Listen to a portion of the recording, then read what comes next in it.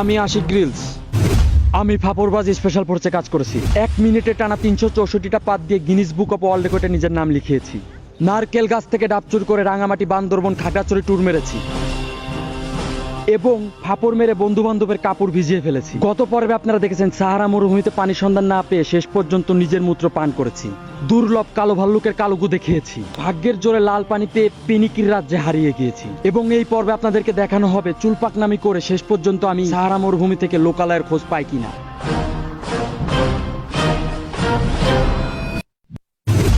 আমি আছি সাহারা মরুভূমিতে। বছরে যেখানে 2-1 জন লোক হুদাই চুলপাকনামি করতে আসে। সাহারা মরুভূমির তাপমাত্রা এখন প্রায় -198°C।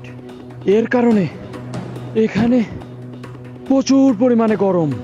কিন্তু হ্যাঁ, আপনারা যারা চুলপাকনামি করতে এসে এই মরুভূমিতে চ্যাট মারানির মতো বসে থাকবেন, তারা একটা জিনিস মাথায় রাখবেন, বাসা থেকে আসার সময় অবশ্যই জ্যাকেট নিয়ে আসবেন। কারণ এই সূর্যের তাপমাত্রা যখন আপনার শরীরের, আমি হাঁটতেছি প্রায় অনেকক্ষণ হয়ে গেছে, তো এখানে তাপমাত্রা অস্বাভাবিক অনেক বেড়ে গেছে, প্রায় -500°C। তাই এখানে আমার বাঁচতে হলে এখন আমার এখানে একটু রেস্ট নিতে হবে।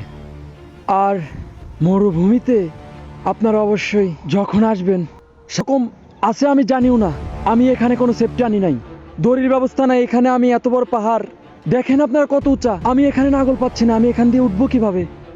হ্যাঁ, যাই হোক, আমার এখন উপরে উঠতে হবে।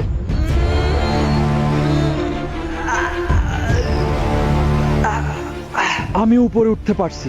সাহারা মরুভূমির এইরকম যে উঁচা জায়গা আছে আমি জানিও না। আমি মনে করি সেফটি ছাড়াই পাহাড়ে ওঠা আর এভারেস্ট জয় করা একই কথা।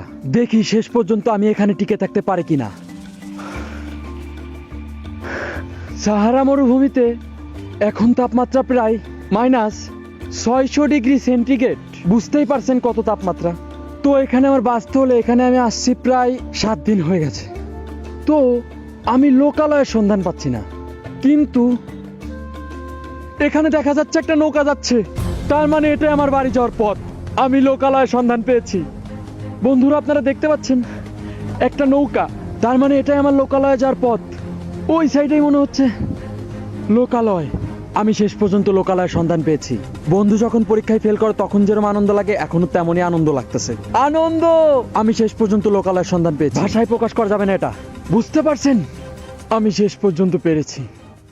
চুরি করা বাদ দিয়েও ভালো কিছু করা যায়, সেটা আমি আবার প্রমাণ করে দিলাম। কিন্তু আমি তো চুরি করবই। আপনাদের সাথে আবার আমার দেখা হবে পরবর্তী কোনো এপিসোডে। বাই।